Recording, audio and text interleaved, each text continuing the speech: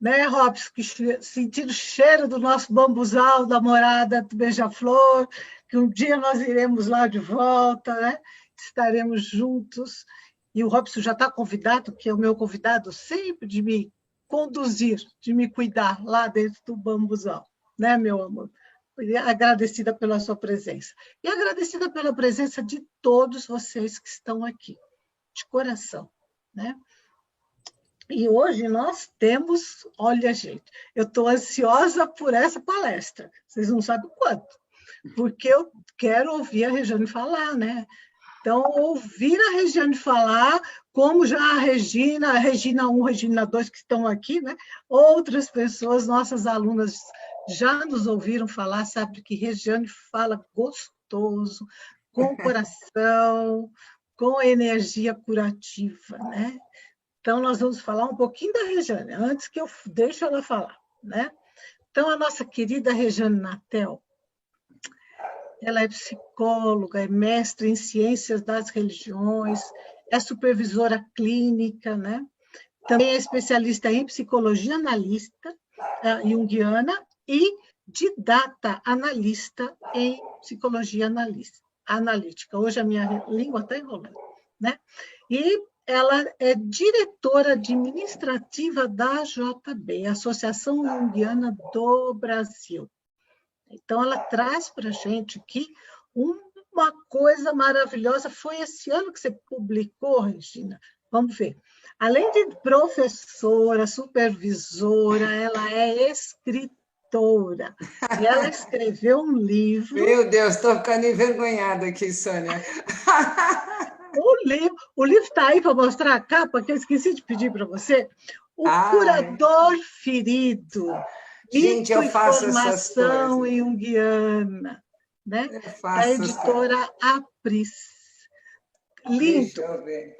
Então, esse é um dos livros que ela está trazendo para a gente e mostrar aqui esse conhecimento que nós... Olha, tem um marido aqui cuidadoso. Ah, marido é ótimo. Olha que lindo. Olha lá, olha a Regina lá. Agora ele está ali. Né? Então, pede para o marido tirar uma foto e a gente coloca aqui no chat. Por gentileza, marido. Marido Natel. Esse é o casal nota 1000. Esse casal é nota 1000. É isso aí. Então, gente, vamos ouvir, né, a Regina. A Regina fala e eu já registro a Regina. A Regiane. A Regiane fala para nós do xamã, do símbolo da cura espiritual, né, a partir do Mircea Eliade. Porque tem vários autores que falam do xamã, que falam da cura, mas para o nosso tempo a gente teve que reduzir um pouquinho, senão nós iríamos ficar aqui até a próxima live, né? Até a semana que vem ouvindo tudo que tem para compartilhar conosco, né? Então, Regiane, minha amiga, seja bem-vinda ao universo da Unipaz, Goiás, né? Estamos aqui de coração aberto, te recebendo. Esperamos fazer aí outras lives com você, né? Eu, como coordenadora do curso de Psicologia Analítica, estou, assim, super feliz de te receber. Que bom. Né? Como coordenadora também do curso de Arte Terapia, e convidar todos vocês também para entrarem lá no site e curtir no YouTube a Regiane depois, né? Porque vai ficar gravado no YouTube. E ver o que nós estamos oferecendo de outros cursos maravilhosos que estão lá. E muita coisa nova vem para o ano que vem, tá? A palavra é toda sua, minha amiga. Nos encante com este xamã que você trouxe. Okay. E desperte o xamã que está em nós. Uhum. Aqui obrigada, Sônia. Obrigada, Sônia. É com alegria, né, que eu recebi o convite da Sônia e estou aqui com vocês, né? Alguns bem conhecidos, outros estou conhecendo hoje, todos bem-vindos, né? Espero poder contribuir aí um pouquinho com vocês nessa busca, né, por esse esse tema, né, tão importante. Então, eu vou colocar um pouquinho, né, como é que eu pensei em apresentar para vocês. Esse título é o título da minha tese de mestrado, né, que foi feito na PUC, em Ciências das Religiões. É lógico que é um tema extenso, né, pensando que é uma tese, né, o quanto eu teria que reduzir isso para falar um pouco para vocês. Então, pensei que, além da apresentação que eu vou fazer, mas eu queria contar um pouquinho a chegada nesse lugar, né? Como é que eu cheguei aí? Descobri, né, por ser muito diferente da família, que tem uma descendência indígena, né? Minha avó é do sul de Minas, de Airuoca, e ela era índia, né? E família de descendentes, como a maioria de nós, né, de europeu e índios, negros no Brasil, eu era muito diferente da família. Bom, para não me sentir eternamente, né, o ser estranho da família, meu pai resolveu me contar com quem eu parecia, né? E aí eu descobri essa descendência, essa coisa, e principalmente, né, a história dela, né? Uma curandeira que saiu de Airuoca, benzedeira, né? Já civilizada, foi criada entre a cidade de Airuoca, né? E ela muda-se para Aparecida e é a benzedeira da cidade, aquela mesmo que a gente conhece, né? Que põe a vinha e tal. E essa história ficou para mim, né? Quando eu entrei na psicologia, estudando aquela coisa toda, eu comecei a me interessar, obviamente, pela psicologia analítica, né? E aí fazia todo sentido pensar nas questões que eu trazia desde a infância, né? Que era muito interessante quando eu via meu pai calado, né? E a minha mãe calada, e mais tarde, adulto, eles foram contar, né, que eles sentiram muito a minha maneira, porque eu era muito parecida com a minha avó. Eu cheguei a pegar fotos, ia a Iroca, realmente, né, a questão da descendência. Eu falo que tem um indinho em cada geração da família, né? Cada geração tem uma que sai assim, né? No meio dos loiros, tal, sai a Rejane, sai a Thaís, sai né, os meus sobrinhos aí que vêm honrando essa descendência. Então, nesse caminho, nesse trajeto, eu acabei me interessando em estudar o xamanismo, né? A princípio, frequentando grupos, conhecendo pessoas, me inteirando, né? Cheguei a fazer uma viagem em função disso, vocês vão ver, eu vou apresentar, né, no que eu preparei aqui, mas basicamente alguma coisa me incomodava, né? Eu sou, né, de uma época em que tinham vários movimentos novos, né? E eu ia em workshop de xamãs e tal, e aquilo ficava meio... Porque eu não me sentia xamã, né? Eu dizia assim, tem alguma coisa errada aqui comigo, e o que está acontecendo aqui, como... E aí eu comecei a entender o que é ancestralidade, o que é a questão do inconsciente coletivo e pessoal, né? Me incomodava todo mundo curandeiro, sabia, gente? Vocês vão ficar bravos comigo. Eu sei que vai ficar muita gente brava aqui comigo, mas é verdade, né? Eu dizia assim, peraí, como é que o sujeito, no final de semana de workshop, vira xamã, né? Mas, gente, como é que é isso? E aí começou a minha curiosidade, comecei meio a deixar esses grupos, que criei grandes amigos, tenho o maior respeito, mas dentro de mim eu precisava entender um pouco aquilo, né? Eu não via aquilo como uma possibilidade das pessoas todas que entrassem ali serem xamãs, né? Um lado crítico, fechado, meio difícil, né? Confesso. E aí fui para as ciências das religiões. Por quê? Porque eu acreditava que aquilo não podia ser tratado como um movimento, como uma filosofia de vida, né? Que aquilo tinha que ter uma outra representação. tem que confessar que nasci em Aparecida, né? Então, a questão religiosa é desde o nascimento, não tem conversa, né? Seja para contestar, seja para não acreditar, não importa, aquilo já era uma grande representação na minha vida. E assim eu comecei a trabalhar e a estudar o xamanismo.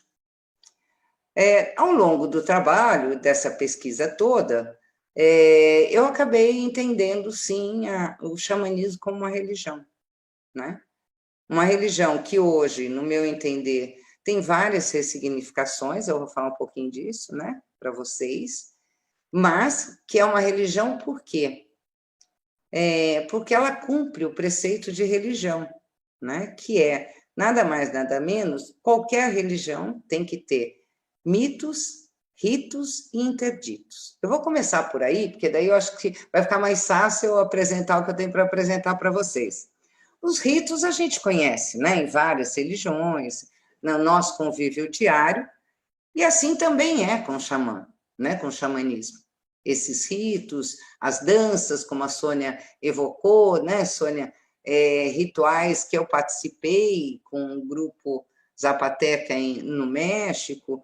Então, assim, tem todo esse preceito do ritualístico, né, os ritos de cura, os ritos de gratidão, os ritos de morte. Então, esse preceito o xamanismo cumpre, né? Os mitos. Qual é o mito principal do xamanismo? É o xamã, né? Um mito fundante, como a gente chama, né? E não é muito diferente o fato de ser um mito fundante, porque num livro chamado Popol Vuh, que é um livro clássico, né, de quem estuda essas questões, não é diferente o aparecimento do primeiro xamã na face da Terra, né? Muito próximo daquele que a gente conhece, né? Os deuses politeístas criaram o humano, né? E perceberam que não era tão bom assim o negócio, né? Que era uma criatura que já vinha com muitos defeitos e muitos problemas. O que ele faz? Esses deuses, eles enviam uma águia, né? Esse é um mito fundante do xamanismo, gente. Por isso que os Estados Unidos usa esse símbolo e tal, e a gente não tem muita ideia, né? Não só pelas questões territoriais deles, mas quando se fala da origem, a águia vem, né? Enviada pelos deuses e fecunda uma mulher, né? Aqui, e aí nasce o primeiro xamã, né? E essa descendência é uma coisa super valorizada nas culturas xamânicas, vocês vão ver, né? Por isso que também a questão de quem vai ser xamã ou não vai ser xamã é muito importante, né? Mas o mito fundante não é muito diferente das outras religiões, né? De que o Criador erra, né? Ele erra e tem que consertar, né? E dessa maneira, então, surge o primeiro xamã, tá? A partir daí, esses são os mitos. O mito do curador ferido, do xamã, é o mito central dessas sociedades, né? A gente sabe que tem, vamos usar a terminologia indígena brasileira, né?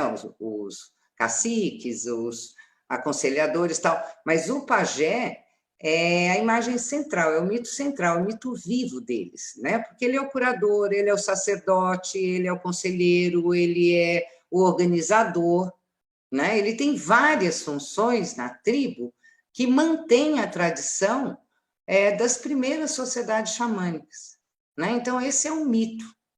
É o segundo preceito para ser uma religião, né? Nós temos que ter um mito, né? E o terceiro são os interditos.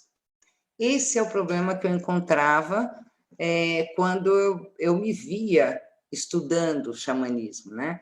Por quê? Não é todo mundo, né? Não são todos que podem ser. Lógico que o poder da cura é uma coisa que cada um de nós trabalhamos, né? Principalmente quem trabalha na área de psiquismo, de saúde e outras técnicas, né, de cura, nós temos esse mito, né, do curador. Mas, para as sociedades xamânicas, não são todos, né? Esse é o interdito, né? É como a gente pensar que um sacerdote católico vai para um mosteiro, um sacerdote da Umbanda, ele faz todo o processo ritualístico de aprendizado. São religiões tradicionais, né? São religiões que são passadas oralmente, né? Esta é uma grande, eu diria, preciosidade das religiões tradicionais, como Eliade chama, né? Muitos outros autores chamam de primitivos, né? A gente precisa tomar um certo cuidado, porque vem aquela coisa preconceituosa, mas não é o sentido do primitivo como pouco evoluído, tá? É o primitivo como o primórdio mesmo, né? As sociedades xamânicas como as sociedades primordiais, né? Então, a partir do momento que você olha desta forma essas sociedades, você começa a entender que essa tradição foi passada oralmente. Tradição que são o conhecimento, a sabedoria, a ciência, a cura, né? E desta forma, então, não são todos que podem receber esse conhecimento, né? Fica meio difícil entender isso. Tem todo esse princípio nas sociedades xamânicas. Primeiro, a linhagem, né? Quem são os xamãs na sociedade xamânica? Esse sujeito já é identificado a partir da linhagem dele, né? É um dado super importante, é importante que a gente entenda isso. E normalmente, gente, a gente cansa de ver isso no nosso dia a dia, né? Para quem trabalha em consultório, pula uma geração. Não são os filhos. Fácil entender, né? Filho a gente educa, né? Neto a gente presenteia, inclusive com conhecimento e com poderes, né? Então, isto é uma coisa nas sociedades xamânicas que também nós mantemos meio sem querer, né? É comum a gente ver isso na nossa sociedade. Pula uma geração, a geração seguinte traz, né? Todo aquele conhecimento familiar, inclusive as dores e doenças familiares, né? Bom, pensando nessa linhagem, esta é uma possível eleição para que um sujeito se torne xamã. Possível eleição. Existem outras hipóteses. São indivíduos que têm nascimentos muito difíceis, né? Sobrevivem, doenças na infância, coisas trágicas, sonhos premonitórios. Essas crianças, né, e jovens dentro da tribo são observados pelos xamãs, porque não tem um só nas tribos, não, nas sociedades, tá, gente? Depois eu vou explicar isso, a eficiência e eficácia do xamã também, porque também tem isso, né? Por isso que Eliade diz que é uma técnica arcaica de êxtase, né? E alguns usam essas técnicas, né, de acordo com os preceitos religiosos da sociedade. Os outros são xamãs brancos e negros, xamãs de cura e xamãs da feitiçaria, tá? É bem interessante a gente olhar para isso. E como é que eles são reconhecidos nas tribos? De acordo com a eficiência e eficácia da cura. Quem curar mais é o xamã, bem recebido, né, pelo espírito da tribo, da comunidade. O que isso significa? Vamos voltar lá. Esses jovens que são identificados, eles passam, né, e isso existe hoje, você vai aqui no Xingu, você vê o ritual de iniciação, né, do jovem, a casa dos homens, né, nas tribos, onde esses jovens são cuidados, são passados ensinamentos, são passados tradições, tudo. Mas o xamã ali, ele está ali para identificar, de um certo modo, quem receberá esses ensinamentos. Não serão todos. Para isso, ele passa por questões de sobrevivência. Tem muitos grupos que repetem esses rituais, né? Na subida à montanha, no Temascal, em vários rituais que são feitos na busca dessa sobrevivência, né? Ou seja, você não pode querer ser xamã, né? Você tem que querer ser eleito e sobreviver ao que você precisa para se tornar o curador ferido, né? Aquele que conhece a dor a fantasia da morte, uma série de coisas, né? Dependendo das sociedades, cada sociedade tem um tipo de preparação para isso, né?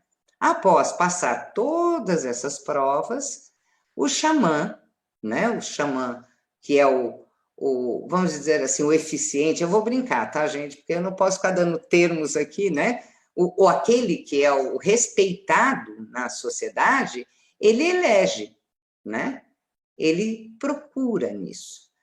Para nós, a nossa sociedade, é muito, muito confuso isso quando a gente vê, por exemplo, um sujeito de uma sociedade xamânica que para nós seria, por exemplo, um epilético, né? E para eles não é. Para eles é um eleito, é um sujeito que, de alguma forma, sai, né? Tem a capacidade do êxtase. Né? Então, é muito comum serem eleitos jovens que têm tipos, comportamentos muito diferenciados, que para nós seriam patologias. Né? E nessas sociedades, não. Isso distingue o sujeito. Como é que eles sabem o que é patológico ou não? Né? Qual é a distinção de um sujeito que apresenta, por exemplo, delírios, sonhos premonitórios, de um sujeito que é xamã ou que não é, ou que é doente?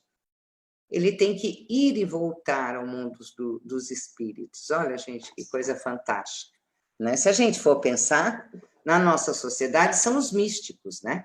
Santa Teresa d'Ávila, e vamos por aí, né? São João da Cruz, que tiveram as suas visões e conseguiram retornar e nos contar situações luminosas, né? E esse luminoso, quando a gente pensa, é o luminoso do Otto, do Rudolf Otto, né?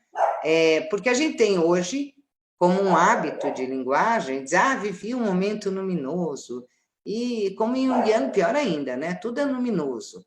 Gente, não é bem assim, não, é brincadeira, né? Para as ciências das religiões. São 3 T's: terror, tremor e temor, que é o que Santa Teresa d'Ávila conta, né? O pavor que ela vivia, né? No que ela descreve, a doutora da igreja, né? A primeira mulher na igreja a poder escrever e contar o que acontecia, né? Então, dentro das sociedades xamânicas, o xamã tem que estar preparado para isso, ir e voltar. O que significa isso? Ele vai ao mundo dos espíritos em busca de cura, tá? Outra coisa importante que eu vou falar, depois eu vou apresentar a parte teórica, ele não faz nenhuma viagem ao mundo dos espíritos sem um objetivo claro, tá, gente? Sem ele saber o que ele vai buscar, né? Porque para eles, em termos de estrutura, né, de cosmos, de teologia, são 3 mundos, né? O mundo superior, o mundo que nós estamos, e o mundo inferior, muito diferente do nosso pensamento, né? Até parece. Lá, e o xamã aqui, ele é o único. Vocês vão ver que eu vou colocar as falas do Eliade, que tem a permissão para fazer essa passagem para o mundo superior e para o mundo inferior, né? Para eles, a doença são maus espíritos, tá? Que estão atormentando, que estão adoecendo o sujeito. E o xamã, por isso também é uma questão que eu levanto na minha tese, se alguém tiver interesse, tem disponível na biblioteca da PUC, essa história da utilização do ayahuasca. Lógico que não estou falando de Santo Daime, que é uma utilização, alguns, né? Estou dizendo no universo xamânico. A utilização do ayahuasca ou da erva de São João, ela é feita única e exclusivamente para fazer essa subida ou descida ao mundo dos espíritos. E só o xamã pode fazer, né? Porque ele vai em busca ou do bom espírito para trazer para o seu paciente, ou tirar o mau espírito e mandar para o mundo inferior. Gente, é quase que um universo de cura espiritual mesmo, né? E o Eliade vai mostrando isso para a gente, porque para eles, corpo e espírito é uma coisa só.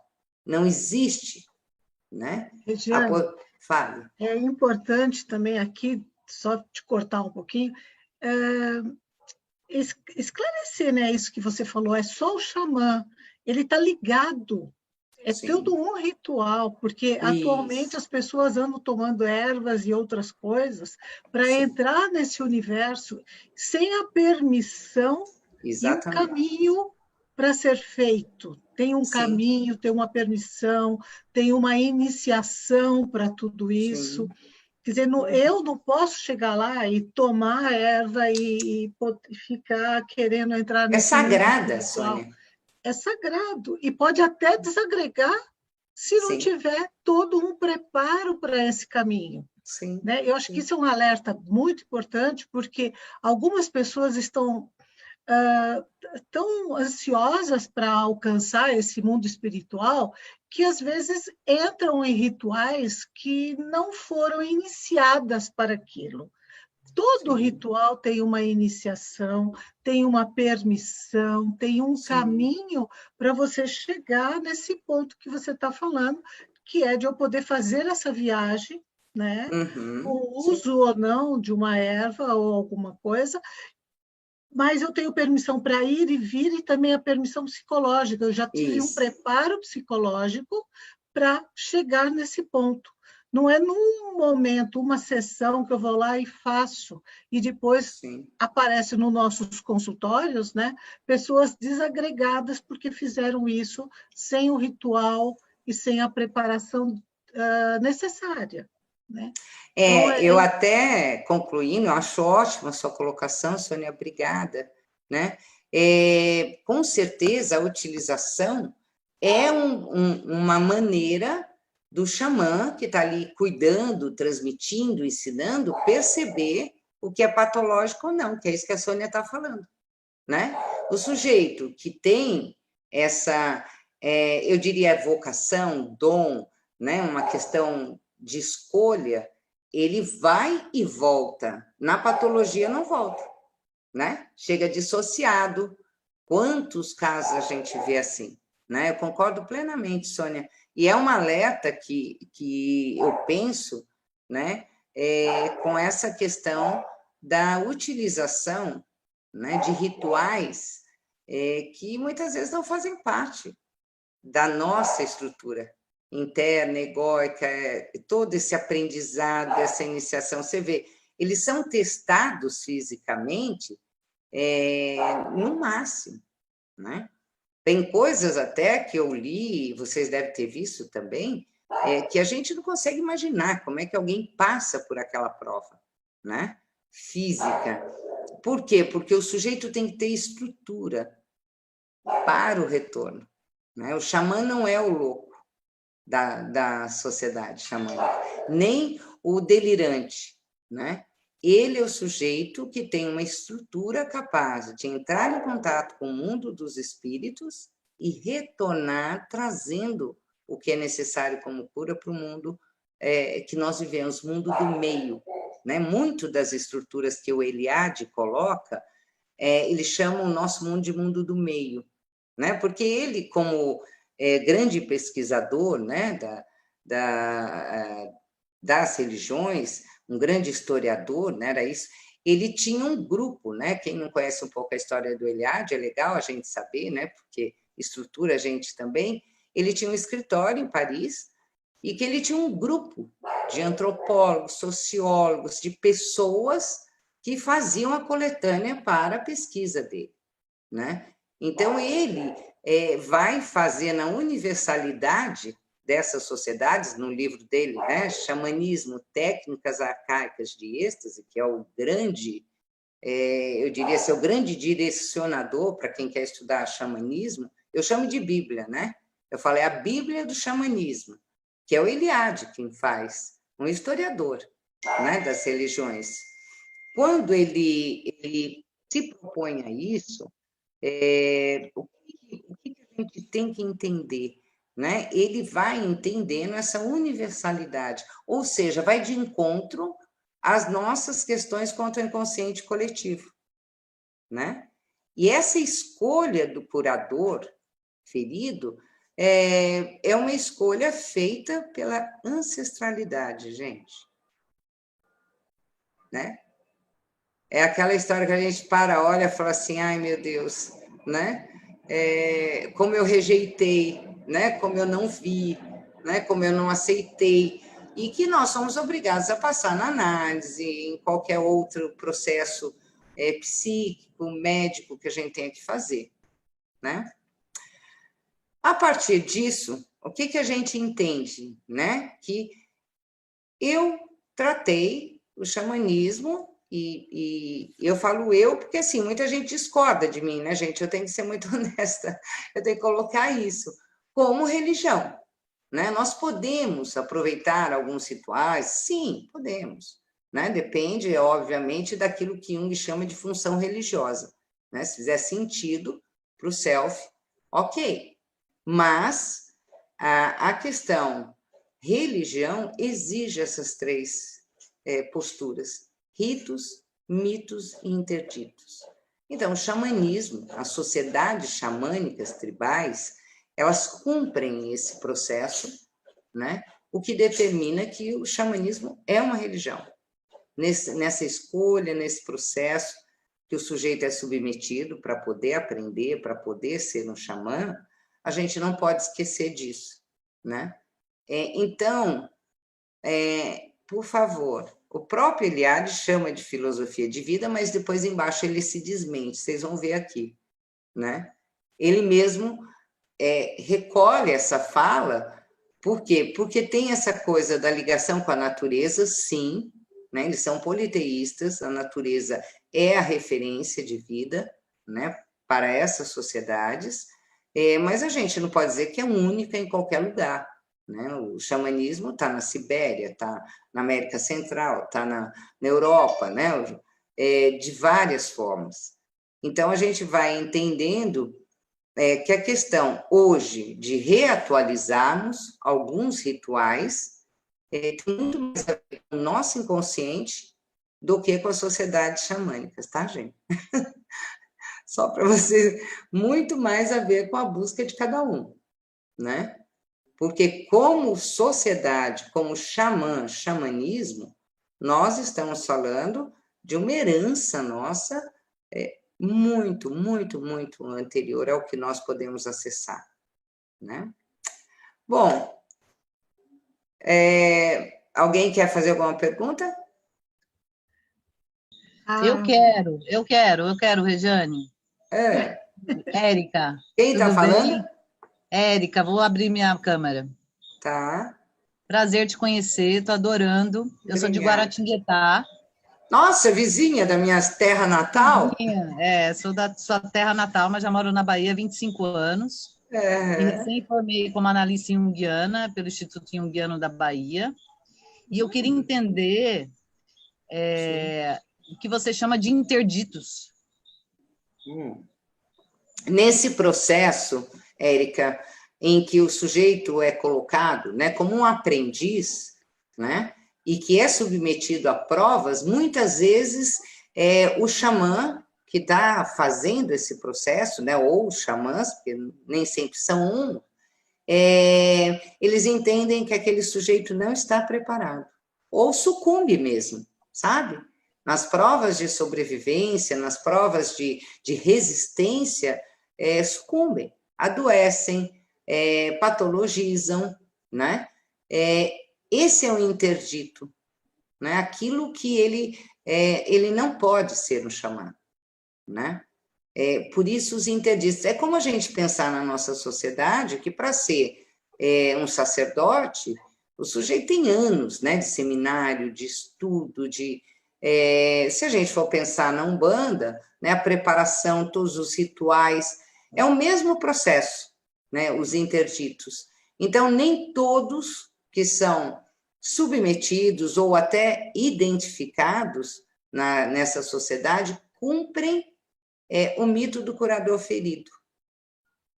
E sucumbem. Então, este é um interdito.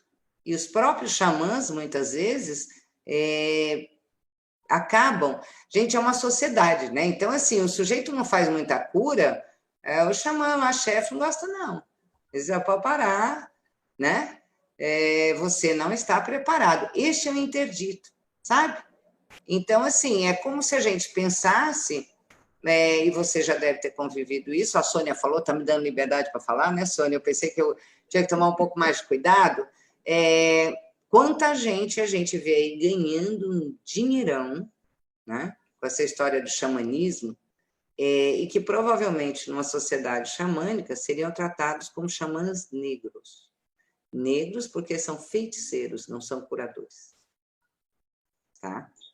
Pois isso, eu observo muito isso aqui. Eu moro na Bahia há 25 anos. Sim. E eu moro agora numa região chamada Serra Grande, e tem muitos rituais de gente que chega e se intitula xamã, e as pessoas vão tomando medicina, sem nenhuma estrutura, né? E sem nenhum conhecimento aprofundado, né? De quem está me guiando, de quem está me orientando. Isso é gravíssimo, porque você fala muito dessa questão de uma hierarquia que não existe, porque a coisa se dispersou agora de uma maneira tão mercantilista, que é um perigo, né? Se torna um perigo. Na verdade, não é mais cura, é um perigo, né? Quando eu vou falar sobre isso, eu costumo relatar uma situação que eu vivi num congresso, aquela história, né? Estudando xamanismo. Então, todo xamã que vinha de fora, lá ia eu, né? E assim, os grupos que eu pertencia, vai lá, Rejane, tá? E eu fui para um congresso em Serra Negra, né, que viria um xamã americano. Não vou citar nomes nem nada, porque não é esse o meu papel aqui, né? E eu cheguei lá, tal, meio assim, eu fui lá, olhei o xamã, ouvi a fala dele, fiquei meio, sabe aquela coisa de não bateu, né? E aí tinha um convite nesse congresso para um ritual à noite em torno da fogueira, né? Eu disse, vai rolar tudo aí, né? Vai rolar ayahuasca, vai rolar hiperventilação, o negócio vai pegar. Por quê? Para mim estava claro que a proposta daquele xamã é esse tipo de coisa, né? Mercantilista, tem um nome, todo um marketing do trabalho dele, aquela coisa todo de preto, né? Loiro de olho azul, todo de preto, com uma pena desse tamanho no pescoço. Eu olhei e falei, está tomado pelo arquétipo, né? Já fiquei assustada. E aí vieram me perguntar, né? O pessoal me conhecia ali, eu começando, novinha ainda. Rejane, você vai participar? Eu falei, eu não. Por quê? Eu falei, não, isso aí não vai dar certo, né? Um monte de jovens, estudantes, e assim, loucos para entender aquilo, né? Algo diferente mesmo. E não fui. Fiquei meio irritada, até me perguntaram o que você achou. Eu disse, não sei, algo aqui não... Meu inglês é péssimo, o dele é bom, não dá para conversar, o negócio não está legal. Não fui. No dia seguinte, no café da manhã, tá aí meu marido, é testemunha disso, era um auê no café da manhã. Psiquiatra correndo, gente daqui. Bom, gente, foram parar 18 no hospital em Serra Negra. Hiperventilação, arritmia cardíaca, surto psicótico, né? Coisas que aconteceram ali, porque é uma energia religiosa, sabe? Pode, sim, para muitos pode ter sido uma noite maravilhosa, mas com certeza o cuidado com o sagrado, com esse respeito, né? Que eu ia nos workshops, nos grupos, e dizia assim, mas eu não sou xamã. Gente, como é que eu vou dizer que eu vou curar os outros, né? Quer dizer, esse cuidado, esse respeito por uma religião, né? Esse povo são os nossos antepassados. Se nós sobrevivemos, tanto psiquicamente, como fisicamente, como historicamente, é a partir do conhecimento deles, né? Então, quer dizer, esse cuidado todo que a gente precisa ter, concordo com você, Érica, às vezes é terrível perceber o que acontece, né? Então, Jane, oi. O que é bonito nisso tudo, né, que a Érica também está trazendo, é o seguinte, o verdadeiro xamã, ele não faz essa festa aí que você falou. Faz nada. Né? Ele não faz um ritual assim, no lugar. Ele sabe que isso é um momento especial, ele sabe que isso é um momento de intimidade, que não é para chegar num público fazendo... eu chamo isso de festa, né? Todo esse ritual sem preparo, tanto para fazer quanto para aquele que está passando pelo ritual. Exatamente. Porque, realmente, a pessoa que está ali, ela está acreditando que ela está sendo guiada, ela está sendo dirigida, ela está sendo protegida. A pessoa tem essa inocência, é uma inocência porque também ela está buscando algo diferente e também não é tão inocente assim, né? Porque ela está sabendo ali. Tem essa questão do meio do caminho, né? Que a gente tem uma desconfiança, mas fala e quer acreditar. E o xamã, como ele não está, esse daí, né? Ele não está mais dentro do processo de cura, ele já está dentro do mercado de trabalho, ele faz qualquer coisa em qualquer lugar. Então, essa live eu acho que é importante nós nos atermos a pensar realmente naquele xamã que ele foi iniciado, como você falou, né? Ele tem todo esse preparo da criança que vem, então ele não é hoje que ele virou xamã, é depois dessa live que a gente vai sair xamã, né? Então, assim, ele é um escolhido desde pequeno, vai passar por várias situações para ele se provar. E a hora disso, ele sabe o lugar certo e como agir. E com quem agir. Né? E melhor, agir. Sônia, o xamã, né, o curador da tribo, ele não tem a permissão para usar esse poder de uma forma não sagrada. Ele é punido. Porque, assim, como não é um só nessas sociedades, um xamã pode ser super reconhecido, ter várias curas, quer dizer, tem a eficácia e a eficiência do propósito de cura dele, mas ai dele se ele usar isso de uma forma não sagrada, né? Ele é desqualificado nas tribos.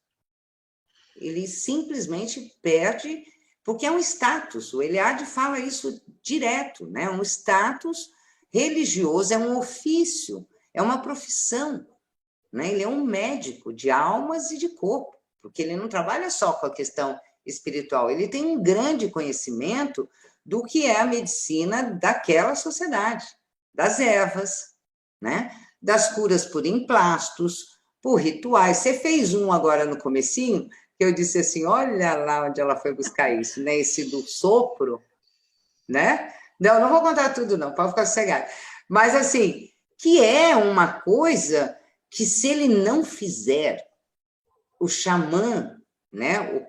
O mestre, que tem um mestre, tem hierarquia isso, né? Ele vai, de algum modo, interferir. O que acontece? A própria comunidade descredencia esse sujeito, né? O sujeito que é médico, no começo é um bom médico, tal, de repente ele se envolve, sei lá, em falcatruas e é descoberto, ele pode perder o CRM dele. Gente, é essa estrutura, a nossa estrutura vem daí. Não é o contrário, né? Isso não foi toda essa formação, esse cuidado, né? O mito do xamã, ele é dentro da tribo, ele tem que ter um status muito alto. Quanto mais cura, mais ele recebe, tá, gente? Sabe como? Troca, barganha, galinha, melhor taba, melhor. Ele ganha. Não é que ele faz isso só por amor ou por missão, não. Ele tem um processo para isso. E quanto mais sábio, mais eficiente, mais regalias ele tem. E regalias no sentido de orações, né? Ele é o centro das danças, muitas vezes. É interessante, eu convivi com um grupo no México por 18 dias de xamãs, cada um na sua função, os 2 curadores, os 2 dançarinos, né? Tinha os 2 que preparavam, né? Eles têm lá as suas funções, não é assim também. São xamãs, mas cada um tem lá a sua aptidão, né? E a sua especialização dentro do processo deles. Você não via ninguém bater no peito, não. sabe? Você não via ninguém com a arrogância que nós, muitas vezes, vemos nesses xamãs urbanos. Tem não. Sabe? Sociabilizados, moravam em Oaxaca e tinha lá o centro que eles recebiam, né? Que eles faziam os rituais xamãs de São José Pacífico, que é o extremo montanhoso, né, do México. Ali já até o Oceano Atlântico, já não é o Pacífico, né? Outra ponta do México. É região de guerrilhas e tal. E a simplicidade, o cuidado dessas pessoas, né? A Guadalupe, que era a curandeira, ela e o Epifânio, olha o nome do xamã, Epifânio, né? Que era um doido varrido, que era uma delícia estar com ele, porque tudo ele brincava, tudo ele transformava em leve. Eu disse que o nome dele deveria ser Pena, e não Epifânio, né? Porque ele transformava isso. O cuidado. Ela, quando foi mostrar para a gente a maceração das ervas, ela era uma que fazia, né, essas garrafadas, minha avó fazia também, não sei de onde ela trouxe isso, mas nessas... E a gente vê isso com as curandeiras hoje, né? Tem muita gente que faz, né? Quer dizer, são conhecimentos que são passados oralmente. Quando ela foi mostrar para a gente, ela reverenciava a estante que estava, gente. Sabe assim? E não era essa coisa que a gente vê, né?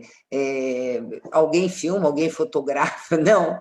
Ela entrava, você via a reverência, você via o cuidado dela, e ela dizia, né? Ela mostrando para a gente, ela disse... Eu fiquei muito próxima dela, por isso que eu falo. Ela me deu o nome xamânico da neta dela, né? Por acreditar que a minha avó faleceu muito cedo e que não pôde fazer isso, não pôde transmitir nada para mim. Então, ela meio que me adotou nesse grupo, né? E ela disse assim para mim, abaixa a cabecinha. Quando eu entrei, sabe? Só isso, gente. Sabe? Só isso, abaixa a cabecinha. Ou seja, né? Tem um momento de respeito aqui. E eu, então, né? Correndo, né? Porque meio, né? O que eu estou fazendo? E ela apresentou para a gente. Né? E tira o sapato e não pode levar nada negativo, porque os deuses estão guardando as ervas. Essa é a mitologia, é a maneira deles enxergarem, é o conhecimento que eles têm e que a gente vê aí sendo utilizado de uma forma muitas vezes inadequada. Eu, dentro desse estudo, fiquei com essa questão de que nós não podemos preservar, né? Não dá para manter isso separado da civilização, não tem como, né? Mas que nós, de um certo modo, ao trabalhar com cura, seja corporal, seja psíquica, seja o que for, a gente tem que ter em mente que nós estamos ressignificando esses conhecimentos, né? Deixa eu te ler um pedacinho aqui, que combina aqui, eu vou ler só metade do que o Robson escreveu. Uma das coisas mais lindas que aprendi nesta caminhada, a missão ou o dom é de se tornar um instrumento de transformação. Não sai da vontade humana, mas sim de uma permissão de outro mundo. Eu achei uma colocação muito linda, porque aqui ele traz essa reflexão da permissão e que nós somos instrumento. Sim. Então, não adianta você querer ser, se você não for guiado por outro, né? Um guia, sim, ou espiritual, ou energético, cada um põe esse guia ali, né? E seguindo, só um minutinho, amor, e seguindo ali o que a Amanda fala, seguindo tudo isso com muito respeito. Sim. Aí ela pôs respeito maiúsculo, assim, seguindo tudo isso com muito, muito respeito. Aí é o tal da baixa cabecinha, né? Porque a gente só sempre isso. Entra e com orgulho. Aí o ego tem que falar, ó... E eu acho bonita essa reverência que nós fazemos no terreiro de Umbanda, né? E outros rituais também, sim, e que antigamente, que nem todo mundo mais faz isso, na porta da igreja também. Sim. Antes de entrar, a gente ajoelhava e abaixava a cabeça, né? Hoje a gente entra, né? Sim, entra. Então, são o quê? É a humildade... não entro, não. espaço Não sagrado. entro não, viu, Sônia? Depois dessa baixa a cabecinha, aprendi a baixar a cabecinha, viu? Eu estou falando entra assim tudo, né? Em geral. Então, a gente tem que reverenciar o espaço que entra, saber onde entra. Sim. Você não está fazendo uma visita turística numa igreja de Roma? Sim. Ela é uma igreja, você pode ter em qualquer igreja, é uma igreja, então é uma reverência ao entrarem nos lugares, qualquer lugar, né? Sim, é uma reverência. É o sagrado. Sagrado, fazer o caminho, né, até uma fogueira, saber fazer o caminho, né? Então, eu acho que saber o espaço sagrado por onde se anda, eu posso realmente fazer aí um passeio turístico, mas nesse passeio turístico saber que eu estou pisando em solo sagrado. E tem todas essas reverências. O que você queria falar, Maria de Fátima? Boa noite, Rejane. Boa noite, linda. Boa noite a todos também. Eu estou muito emocionada aí com a sua fala, porque eu sou do Instituto Jungiano do Rio de Janeiro, sou candidata lá, a analista, e estou escrevendo a minha monografia sobre as benzedeiras de Minas Gerais. Nossa, coisa gostosa! Esse livro aqui, não sei se você conhece, Assim se benze em Minas Gerais, porque assim, eu morei lá 40 anos, agora eu estou aqui no Rio, e é de uma eu morei em Juiz de Fora. Você falou. Pois põe no chat pra gente, viu, Maria de Fátima? Põe aí no chat. Aquelas. Você falou que a sua avó era benzedeira de Aiuroca, né? E eu morei 40 anos em Juiz de Fora, que é relativamente perto, né? É perto. Então, assim, eu tô escrevendo justamente sobre as benzedeiras no contexto da cultura popular, né? E de Minas Gerais, e no contexto da alma brasileira, né? Então, assim, tem muito a ver com tudo que você está falando aí. Tem que pegar como é que é aquela santa que é do lado de Baipendi? Chica. Nossa, a história dela é a coisa mais linda para você, né? Já me falaram, eu vou pegar. Então, eu quero te agradecer, porque tem tudo a ver com o que eu estou escrevendo aqui, né? Esse comportamento da benzedeira, né? Essa reverência, né? Assim, não sou eu que curo. Ela fala assim, não sou eu que cura, não, quem cura é Deus, né? Então, é muito interessante, muito bom. Gostei muito da sua palestra, vai me ajudar muito. Obrigada. Tá? Eu é que agradeço, né? Sônia, eu acho que eu vou pedir para compartilhar, né, um material que eu trouxe. Eu gosto muito de contar história, para quem me conhece, para quem já teve aula comigo, sabe disso, né? Eu brinco, se a minha avó era benzedeira, eu acho que eu queria ser contadora de história, mas não consegui. Então, eu sou psicóloga. Mas eu preciso, às vezes, trazer para vocês, né? Você acabou de colocar, a questão realmente, né, que dá sustentação até para a gente poder falar dessas ideias, né, poder entender. Então, eu vou mostrar um pouquinho para vocês. Eu vou pedir para poder compartilhar aqui. Deixa eu... Mariana? Estou aqui. Tá, posso entrar? Posso, né? Pode sim. Você não vai compartilhar a música agora, não, né? Não, eu falo e deixamos, acho que, para o encerramento, para a gente poder... Eu só estou procurando aqui. Espera aí. Oi, o que eu fiz? Não. Você começou com compartilhamento de tela. Tá. Deixa eu pegar o meu material aqui.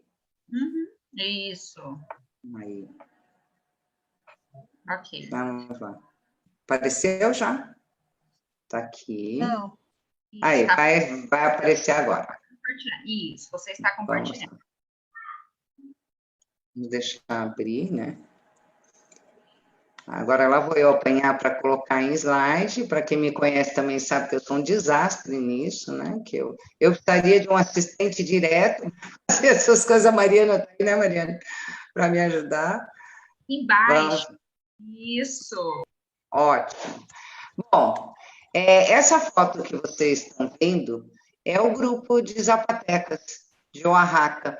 Esse foi um trabalho que eu fiz com um grupo de psicólogos e psiquiatras, que era coordenado pelo Marcos Calia, da SBPA, né? Ele levava esse grupo, com o título Incubação dos Sonhos, né? No Dia dos Mortos. Então, vocês imaginam o que acontecia no Dia dos Mortos, né? Com o título Incubação dos Sonhos. A proposta desse grupo e do trabalho era... o grupo apresentava um sonho, os xamãs escolhiam qual sonho ia trabalhar, né? E nesse grupo eles davam a visão xamanista do que aquilo representava para o grupo, né? É um trabalho profundo, gente, maravilhoso, por isso que eu trouxe, né? Mas vamos falar aqui um pouco, né, do que está na minha tese, né, do que está nesse trabalho todo aí, que foram anos, foi como toda coisa, né, que exige método difícil, para que eu pudesse contar um pouquinho isso para vocês, o respeito, o cuidado, né, por ter essa estrutura religiosa. E aí, pensando um pouco em Jung, essa função religiosa é algo inerente em nós. E a gente vai encontrar isso em Rubem Alves, olha, gente, a gente vai encontrar isso em vários autores, quando eles falam dessa busca interna, né, dessa religiosidade, e até o processo de passar para o mestrado, né, todo o processo religioso que você tem que passar, seja lá em que área for, tá, gente? Eu não gosto muito de ficar botando isso só na psicologia, só na religião, não. Essa função religiosa de Jung, né, que nos faz em busca de si mesmo, daquilo que é nosso, né? Então, esse é o grupo Zapoteca, né? Eu aqui eu não consigo tirar, deixa eu ver se eu consigo, peraí, consegui. Essa é a Guadalupe, a curandeira, e este é o Epifânio, né? A esposa dele, dançarina, e o filho da Guadalupe, dançarino também. Ela olha, gente, que interessante, Janaína, né? Uma índia mexicana, Janaína, esposa do Zé, do rapaz, e ele é o esposo, é a função dele, ele é o xamã do fogo, tá? Prepara todos os rituais ligados ao fogo, ao temazcali, às fogueiras, aos rituais do amanhecer. Esta foto foi tirada num ritual que nós subimos a montanha, o grupo com eles, e foi feito o ritual do amanhecer. E eles dizem que esse ritual é utilizado muitas vezes na pretensão, né, se é essa a palavra, de que o dia amanheça para alguns. Normalmente, nos grupos, a questão da depressão é muito tratada nesse amanhecer, tá, gente? Isso é um conhecimento que a gente vai tendo com eles. Se a gente for pensar, é sombra e luz, né? Bom, vamos lá. Isso aqui é basicamente o que eu dei uma resumida do que trata, para vocês poderem ter uma ideia de que caminhos eu tive que fazer para poder entender um pouco toda essa estrutura, né? Ao identificar a figura do xamã como representante do universo mágico religioso das sociedades xamânicas, entendo a partir de Mircea Eliade que o que distingue nessas sociedades é o fato da utilização de técnicas de êxtase, na obtenção da cura espiritual e da busca do contato com o divino. A sacralidade contida nesses rituais manifesta a religiosidade de uma cultura e é também mantenedor, isso é fundamental, gente, das tradições, que são passadas oralmente pelos ancestrais aos descendentes do primeiro xamã do mito fundante, tá? Esse é o primeiro xamã. A cosmogonia e a teogonia, quer dizer, as imagens, os símbolos universais e a questão dos deuses, né, a teogonia desta cultura, reatualiza seu mito fundante. E, segundo o autor, é expressa na figura do xamã, que ele define como um mito vivo. Eu vou falar um pouquinho para frente disso com vocês. Pois está contido, aqui tem um erro, né, nesta cultura, e a ritualização é feita na tentativa, a de reviver o primeiro episódio, ou fato que permitiu a presença do primeiro xamã na Terra. Cassirer fala disso, né, que o mito vivo, é por isso que o Eliade utiliza esse termo, o mito vivo é aquele mito que ao reatualizarmos um episódio, primeiro ritual, a carga afetiva que nós vivemos é a mesma, né? E quando a gente pensa em mito vivo, a gente pensa que isso é reatualizado, mas o xamã tem que viver a mesma experiência, a viagem ao mundo dos espíritos, tá, gente? Então, vocês vão ver, eu vou citar o Cassirer lá na frente, porque ele dá sustentação para o Eliade entender que esses rituais trazem o primeiro episódio e que tem que ter a mesma carga afetiva, e quando eu falo afetiva, é a carga daquilo que nos afeta, tá? Então, isso é, com certeza, a definição de um mito vivo, né? E a gente vê muitos, o mito do herói, né? Para quem estuda psicologia, vários mitos. Mas, na sociedade xamânica, o xamã é um mito vivo, né? Ele é o transmissor desses primeiros rituais, do primeiro episódio em que houve o objetivo de cura, o objetivo de cura da terra, de várias visões que eles têm, né, sobre a vida e sobre a natureza. Simbolicamente, este episódio primordial permitiu, por intermédio do xamã, um contato com o mundo superior, ou dos espíritos. E é ele, segundo essa sociedade, o único a obter esse poder, após sua identificação, vocação, definida por diferenças dos outros integrantes desse grupo. Ele é um sujeito diferente, tá? Como eu coloquei para vocês, ele começa a apresentar sinais de que ele pode exercer esse lugar na tribo, né? Como premonições, doenças graves e outros. Assim, ele passa por um longo processo para mudar de situação religiosa, gente. Status religioso. Ele passa de um integrante do grupo a um representante da vida espiritual do grupo. E adquirir conhecimentos para exercer o ofício e utilizar as técnicas de cura. Com isso, eu falei um pouco já, né? Com vocês contando história, tudo. Cura espiritual, definida a partir do que denominamos de cura simbólica. Aquela que, além do conhecimento habitual, ervas, cuidados, etc., traz consigo as crenças e o universo religioso dessas sociedades, tratando este fato como a prevalência do sagrado sobre o profano, que Eliade justifica e define como a possibilidade de estar em contato com o divino e, através dele, obter a transcendência na busca do bem-estar físico e espiritual, dado que, para a sociedade xamânica, este processo é de integração entre o mundo da realidade e o da espiritualidade. Assim definimos o homem religioso e sua manifestação numa cultura denominada e definida como dentro de uma religião, segundo o autor de religiões tradicionais. Quem denomina as religiões primitivas como as religiões tradicionais é o Eliade, tá, gente? Por isso eu acabei utilizando muito do conhecimento dele para poder defender a minha hipótese, né?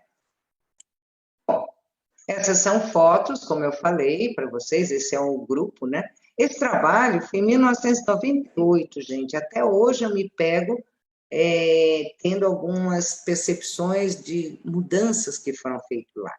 Né? Não cabe aqui eu contar o motivo que eu fui, mas basta vocês entenderem que eu estava em luto, né, pela morte do meu pai, e eu não sabia muito bem o que eu fui fazer lá. E a Guadalupe fez o ritual de sepultamento do meu pai. Eu não sabia o que eu tinha ido fazer lá, né? Esse é o altar, né? Você já deve ter visto falar do Dia dos Mortos, onde para eles, os zapatecas, que são esses índios que a gente conviveu, e é a grande maioria nessa região do México, que é essa região montanhosa, é o dia de receber os seus mortos. Eles têm a permissão para estarem com seus familiares. Então, a família prepara esse altar, isso é um ritual belíssimo, né? Então, cada um de nós, do grupo, fomos lá ao Mercado Central, e esse foi o altar do grupo. Ali tinham coisas que eram para o meu pai, que eram para minha avó, que eram para minha irmã, que era os meus mortos estavam representados nesse altar, como de todo esse grupo que vocês estão vendo na foto, né? É esse o significado do Dia dos Mortos. E é uma coisa tão... Eu escrevi até uma crônica, depois eu posso disponibilizar para vocês, para quem tiver interesse, falando desse processo de transformação que é essa festa, inclusive, né? Bom, só para vocês se familiarizarem, esse era o centro desse local dos rituais, né? Aqui era o restaurante, o lugar dos encontros, porque nós ficamos em Oaxaca, onde nós começamos o trabalho, assistimos a festa do Dia dos Mortos, é belíssimo, se transforma num carnaval dentro dos cemitérios, todos festejam, é uma festa muito bonita. E depois nos recolhemos, então, para São José Pacífico, que é esse lugar a 1.800 metros de altitude. E nesse local, então, são feitos rituais xamânicos mesmo, né? Nós fizemos essa vivência. Essa foto é o ritual do amanhecer, que eu falei, essa do cantinho aqui sou eu, não parece, mas sou, tá? É só para vocês irem se familiarizando aí, né? Com esse grupo. Então, amor, o tempo está indo. E eu vou tentar só dar uma fechada, né, no que eu apresentei. Então, o que nós temos, né? Eu vou colocar a questão do Eliade, né, que sustenta um pouco o que eu coloquei para vocês até agora. Então, o homem religioso assume um modo de existência específico no mundo, e apesar do grande número de formas histórico-religiosas, esse modo específico é sempre reconhecível, seja qual for o contexto histórico em que se apresenta, o Homo Religions acredita sempre que existe uma realidade absoluta, o sagrado, que transcende esse mundo, que aqui se manifesta, santificando e tornando real.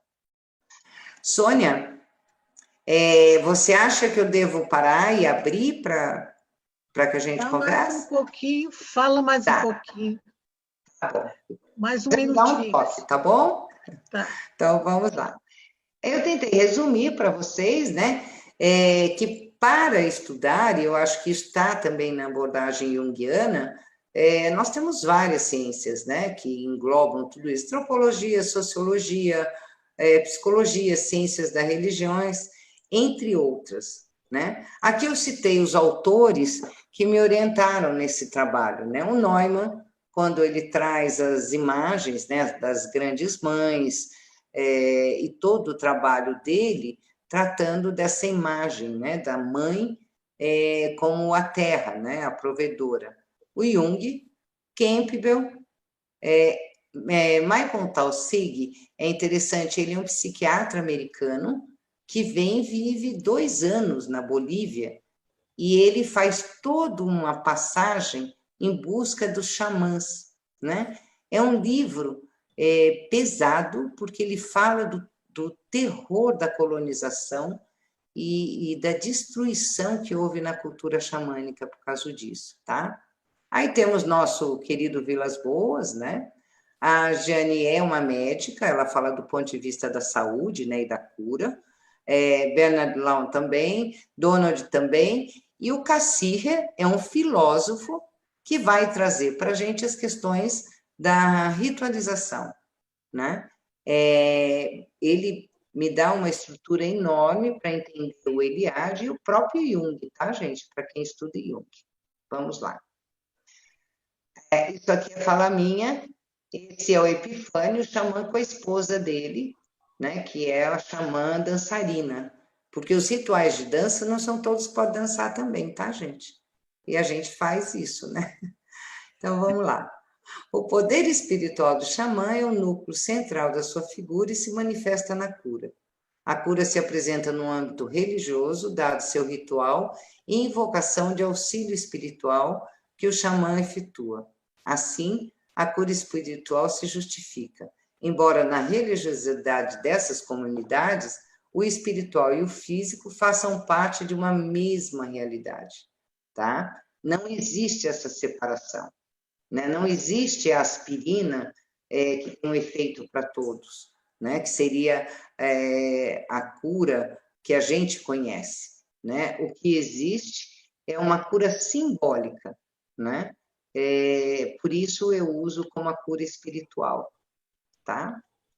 Bom, vamos lá.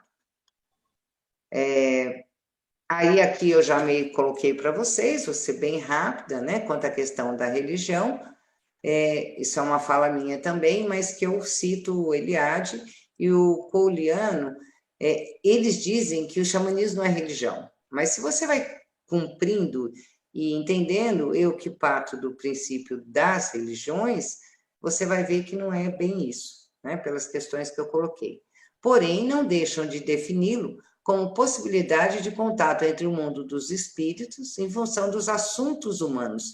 Nenhum xamã faz viagem sem objetivo, tá, gente? E são os assuntos humanos que são tratados, tratando-o como técnicas estáticas e terapêuticas nesse processo religioso, o que também está contido nesse trabalho, pois a religião, como definição moral e institucional, não serviria no universo xamânico, bastando que nos detenhamos em sua existência através dos mitos, ritos e interditos. Quer dizer, não existe a possibilidade de nós abarcarmos todo esse contexto, né, da ritualização deles, tá? Não é uma instituição, tem uma estrutura social, por isso eu citei, eu tive que olhar para a sociologia e que estrutura é essa, né, chamada de sociedade xamânica. Então, ela não cumpre, de um certo modo, aquilo que nós entendemos, né, por moral institucional, tá? Não dá tempo de eu me aprofundar nisso, mas eu achei importante. Então, eu tratei, né, um mito central, como o mito do curador ferido, é o xamã, e ele faz o processo, né, como foi citado aqui, ele faz a saga do herói, né? Ao se preparar, é ele quem passa por todas as coisas para obter esse contato com os deuses pela sociedade. Então, o Campbell, quando define a saga do herói, ele está falando do processo de desenvolvimento e de conhecimento de um xamã, né? Então, ele diz assim, além disso, não precisamos correr sozinhos o risco da aventura, pois os heróis de todos os tempos a enfrentam antes de nós. O labirinto é conhecido em toda a sua extensão. Temos apenas que seguir a trilha do herói e lá, onde temíamos encontrar algo abominável, encontraremos um Deus. E lá, onde esperávamos matar alguém, mataremos a nós mesmos, o ego.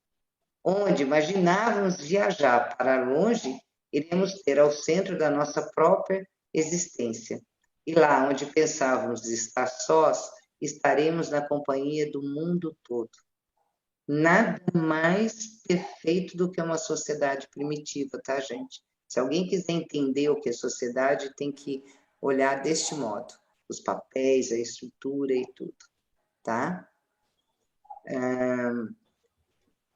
Aqui eu faço uma citação do Vilas Boas, quando ele diz que o índio é um supersticioso, né, que as tradições dele estão assentadas no bem e mal, sol e lua, noite e dia, e ele cita aqui, muito interessante, a questão dos gêmeos, né, que a gente vai ver também, essa questão se um é bom, outro é mal, na própria mitologia grega, né, que já é uma mitologia interpretativa, né, e não sentida como ela está aqui, né? Então, é comum em muitas sociedades que mantêm essa tradição, um dos gêmeos ser associado ao mal, né? E em muitas sociedades ser sacrificado, tá? Essa é uma fala do Vilas Boas, ele relata a vivência dele lá, né? Ele foi um cara que se propôs, né, como indigenista, a viver, né? É um livrinho pequenininho, chama-se A Arte dos Pajés. Leiam para você ver que universo interessante o Orlando viveu, né? Eu trouxe aqui para vocês darem uma olhada, a partir do momento que o sujeito é identificado como xamã, as vestimentas, o tambor, a bolsa de poder dele traz toda a história, né, do povo dele, né? Quais são os animais que estão descritos. Ele tem uma indumentária sagrada, especial para isso, tá, gente?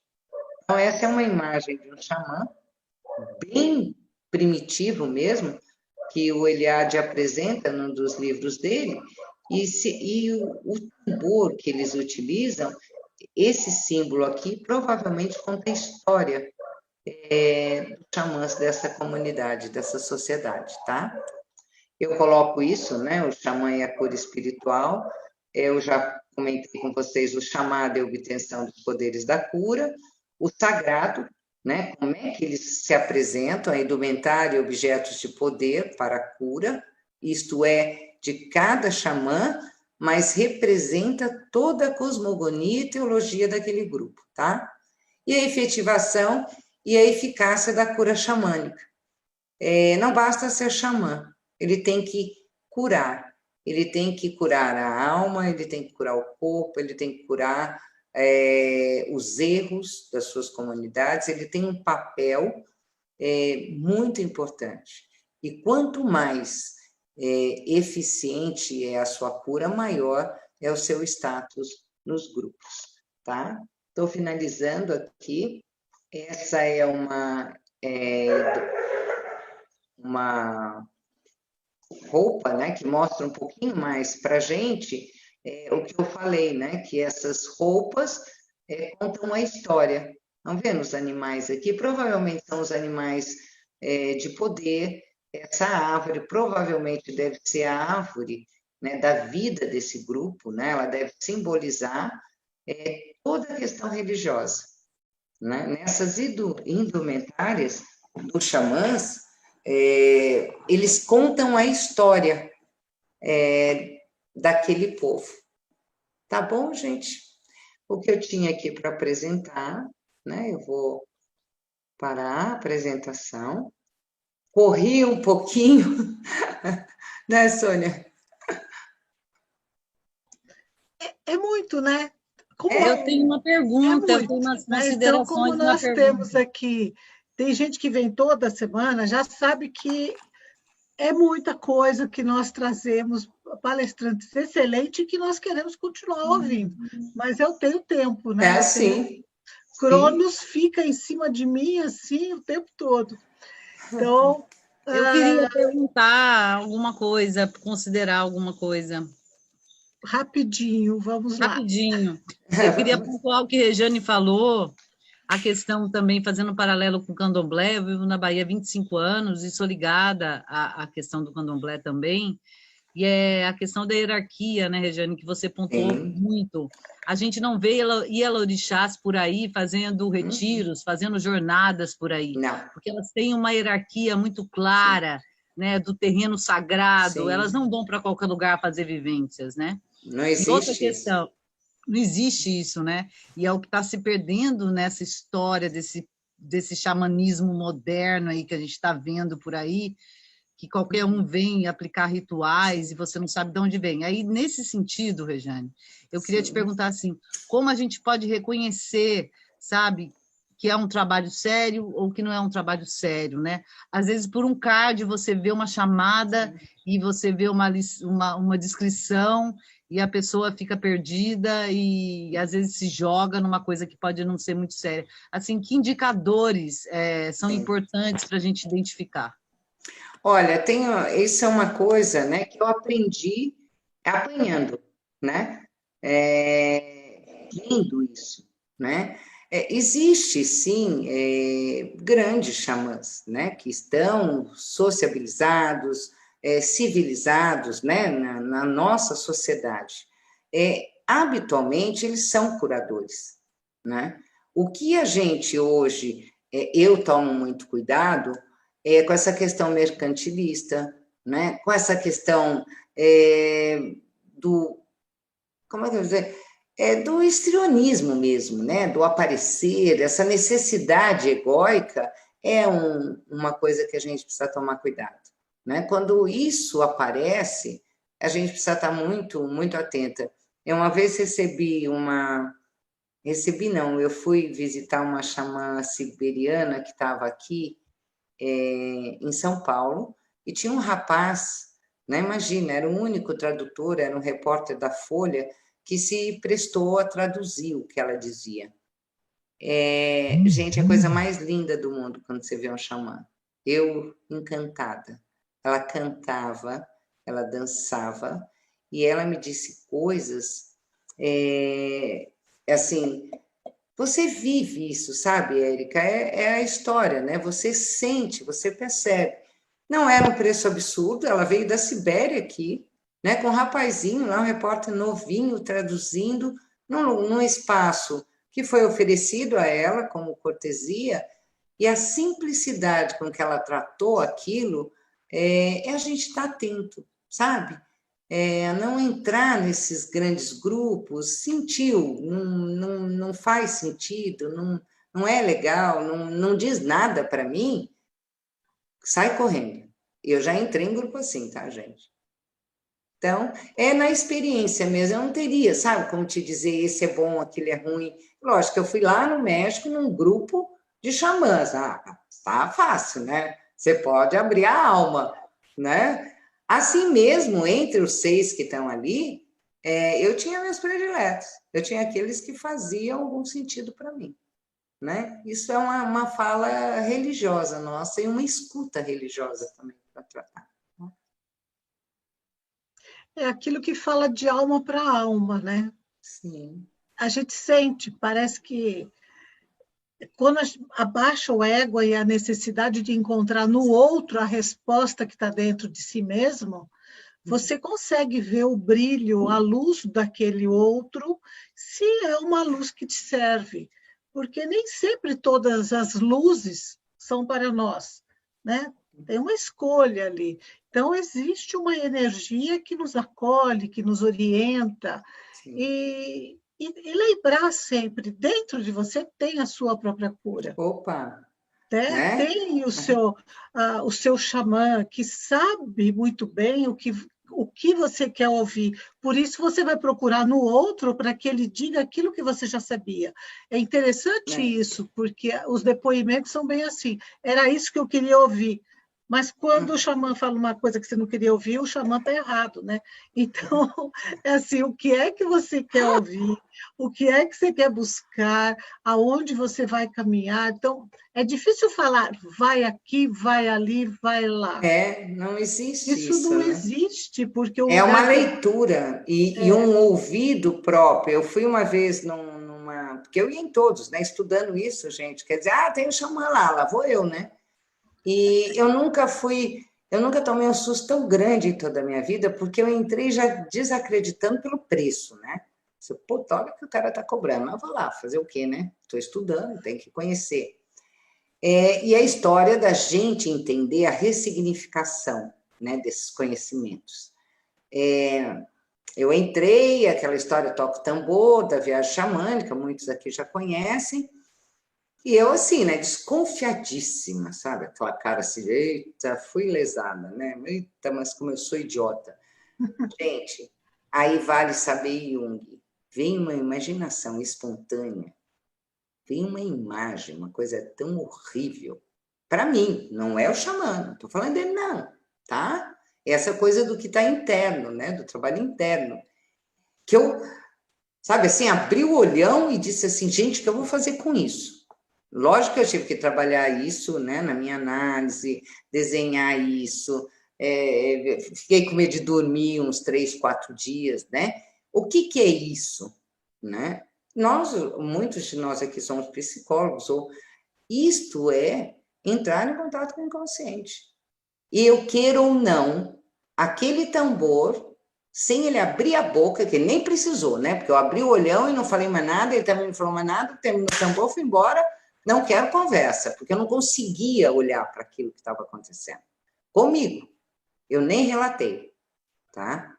Então, quer dizer, essas experiências, como Jung era um empirista, é fácil a gente entender o que acontece. Nós vamos em busca da nossa função religiosa, do nosso self, né? Quer dizer, e a aproximação disso é sempre muito perceptível. O xamã, nas sociedades xamânicas, ele tem esse papel de cura quando ele sai em objetivo para curar, buscar pedaços de almas presos. Isso é bonito. Eu acho tão bonita essa imagem deles, que os traumas, os grandes perdas, você perde parte das almas. E o xamã vai ao encontro desses espíritos bons da família buscar, trazer de volta para você. É a história que na análise, só para a gente entender a ressignificação disso tudo, né, da cura, na análise, a gente faz muito isso. Quando a gente vai cuidar lá da nossa criança interior, quando a gente restabelece o contato com o nosso herói, né, que mito eu vivi até tal idade, por que eu estou aqui? Esse é um papel que o xamã faz na sociedade. Então, essas leituras todas, né, respondendo aí o cuidado com isso, é ter sempre a leitura daquilo que dentro de mim faz algum eco, né? Fui em xamãs em compensação que queria vender tambor, comprar roupa, eu olhava e dizia, ai meu Deus do céu, o que eu estou fazendo aqui? Mas vivi grandes experiências, contei 3 ou 4 aqui para vocês, de que fizeram todo sentido, né, nessa minha busca.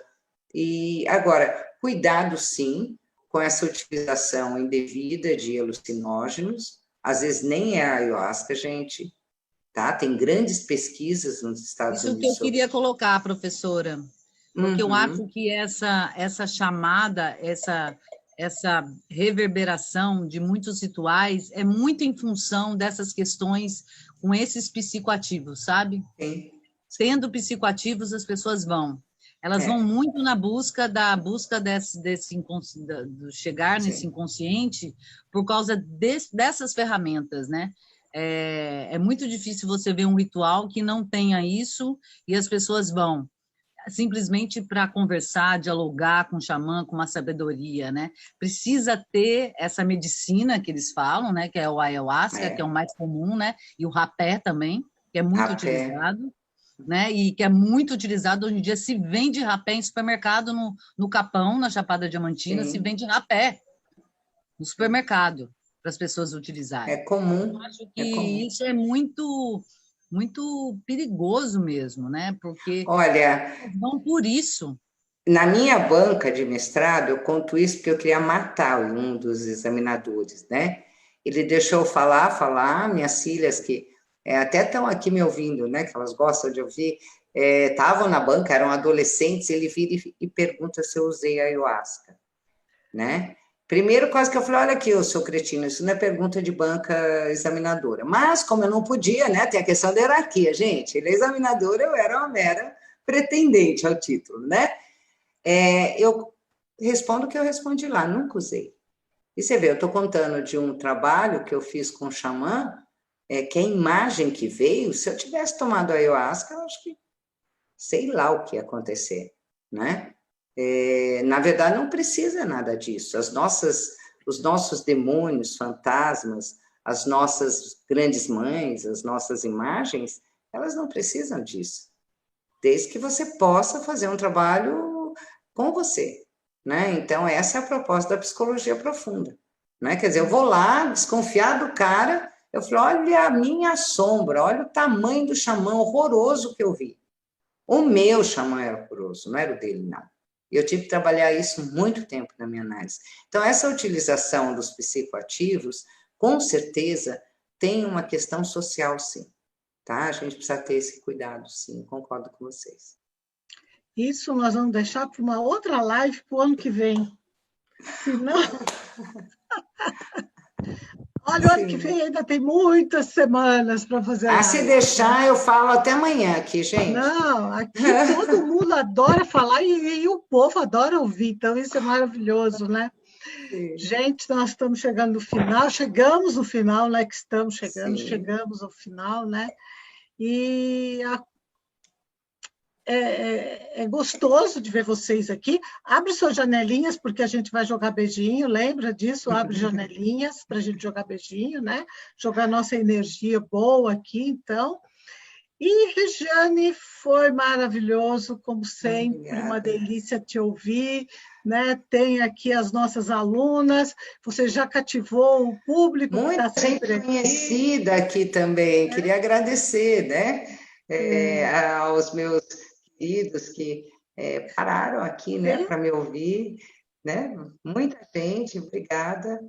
Agradecer a Sônia, tá? Sônia, é um trabalho, né, difícil de falar academicamente, né? Vocês viram que eu tentei aqui rapidamente apresentar, mas basicamente é uma coisa de alma, né? Essas questões dos psicoativos super importantes. Muito obrigada mesmo por eu poder falar um pouco disso, que é um trabalho de alma meu. Tá bom? E é uma coisa que não termina, é uma pesquisa que não termina, e tem um assunto muito grande para a gente pensar em mais coisas para o ano que vem, que nós vamos amanhã conversar mais sobre isso, né? Gente, olha o maridão com o livro ali atrás, ó. Cadê o maridão com o livro? Mas o maridão tem uma foto do livro ali para a gente colocar aí, né? Põe a foto no chat para a gente ter, né? Então, gente, eu disponibilizo depois no Face para todos, ou quem puder ter acesso, tá bom? Passa para mim. Ele não vai saber fazer. Tá bom, gente querida, vamos lá. Vamos agradecer também a disponibilidade do espaço, né, pela Unipaz. Vocês estão perguntando se vai ficar, né, gravado. Entra no YouTube da Unipaz Goiás. A Mariane colocou aí embaixo no chat. Entra lá, multiplica essa live, manda para todo mundo, curte no YouTube, porque isso tudo vocês sabem que é bom para nós. E quanto mais nós formos divulgando as nossas lives, nós vamos levar conhecimento para outras pessoas, né?